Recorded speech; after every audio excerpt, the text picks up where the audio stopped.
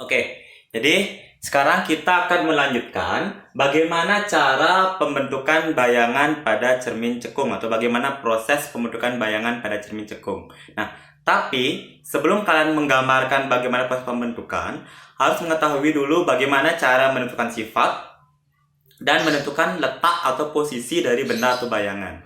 Nah, jadi untuk menggambarkan sifat bayangan pada cermin cekung, kalian itu harus menggunakan minimal 2 sinar istimewa.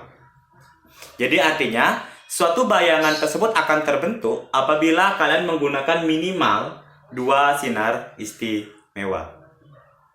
Nah, terus sebelum masuk ke sinar istimewa ini, kalian harus mengetahui dulu posisi bayangan. Jadi di mana namanya ruang 1, ruang 2, ruang 3 atau ruang 4. Jadi jarak dari cermin, jadi yang bagian ada garis-garis ini merupakan bagian belakang cermin. Jadi depan cermin sampai ke titik fokus, jadi dari cermin sampai ke titik fokus dikatakan sebagai ruang 1. Terus dari fokus sampai ke pusat kelengkungan cermin dikatakan sebagai ruang 2. Sementara dari pusat kelengkungan cermin dan seterusnya dikatakan sebagai ruang 3. Sementara di belakang cermin dikatakan sebagai ruang 4. Nah, ini cara menentukan ruangan atau pada cermin cekung. Nah, di sini untuk menentukan sifat bayangan. Nah, jadi sifat bayangan. Jadi cara menentukan sifat bayangan pada cermin cekung. Jadi kalian di sini ada kata kuncinya, di mana ruang benda. Jadi ruang benda ditambah dengan ruang bayangan itu nilainya harus 5. Jadi ruang benda ditambah ruang bayangan itu nilainya harus 5. Jadi bagaimana dimaksudkan? Jadi misal ketika saya memiliki benda yang saya letakkan di ruang 1, jadi ketika saya punya benda diletakkan di ruang 1, berarti biar menjadi 5, berarti bayangan terletak di ruang 4. Jadi 1 tambah 4 hasilnya adalah 5. Nah, terus sekarang bagaimana cara menentukan sifat? Kita cek. Sifat yang dimaksud, ruang 4 ini atau bayangan ini letaknya di belakang cermin. Kalau di belakang cermin, itu artinya sifatnya adalah maya. Nah, jadi sifatnya adalah maya. Nah, kalau dia maya, maya ini selalu pasangannya dengan tegak. Jadi selalu pasangannya dengan tegak. Nah, jadi sifatnya maya tegak. Nah, terus bagaimana cara melihat diperbesar dan diperkecil? Kita lihat awalnya benda di ruang 1, kemudian bayangannya menjadi di ruang 4. Kalau 1 ke 4 berarti di mana? Berarti diperbesar ya. Jadi diperbesar ya.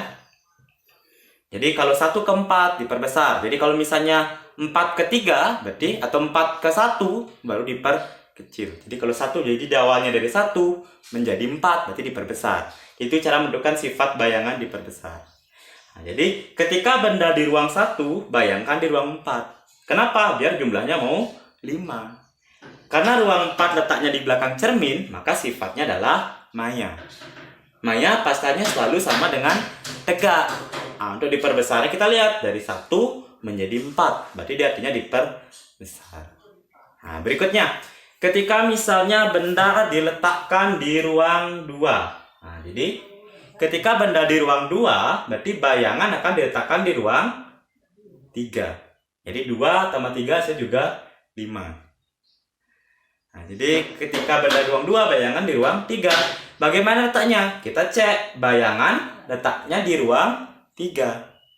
Ruang 3 ini letaknya di mana cermin? Nah, ruang 3 di sini. Berarti di depan cermin. Kalau depan cermin, berarti sifatnya itu adalah nyata. Nah, berarti sifatnya adalah nyata. Dimana kalau nyata ini pasangannya dengan terbalik. Nah, jadi kalau dia nyata berarti pasangnya dengan terbalik.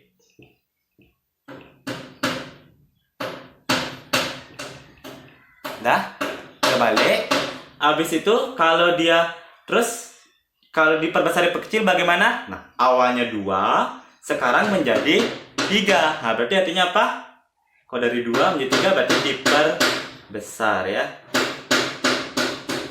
diperbesar. Jadi Ma-nya tegak atau ini diperbesar. Diperbesar. Nah, ini juga diperbesar.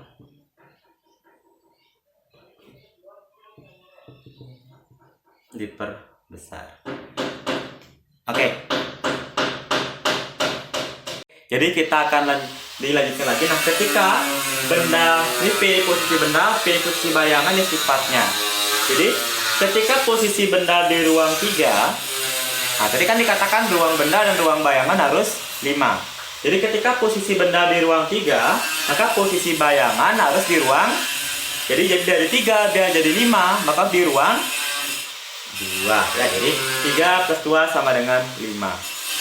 Terus bagaimana cara menentukan sifatnya? Kita cek ruang 2 ini. Jadi ruang 2 ini letaknya di mana cermin? Nah, nanti letaknya di depan cermin. Di ruang 2 letaknya di depan cermin. Kalau di depan cermin, nah berarti bendanya bersifat nyata. Jadi kalau dia di depan cermin, maka bendanya bersifat nyata. Di mana nyata? Ini pasangnya dengan apa tadi? Nah, kalau nyata pasangnya dengan terbalik. Nah, jadi ingat, kalau Maya pasangnya dengan tegak, kalau nyata pasangnya dengan terbalik. Ingat ya. Terus menentukan diperbesar diperkecil dari 3 menjadi 2. Berarti dari 3 menjadi 2 berarti diperkecil. Nah, nih kalau bendanya di ruang 3. Oke.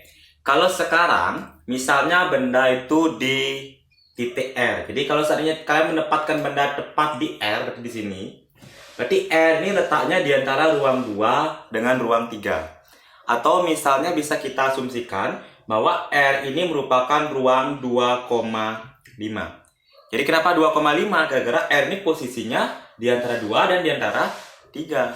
Nah, jadi biar ini menjadi 5, kan ini syaratnya jumlah ruang bayangan dan ruang benda itu nilainya harus 5.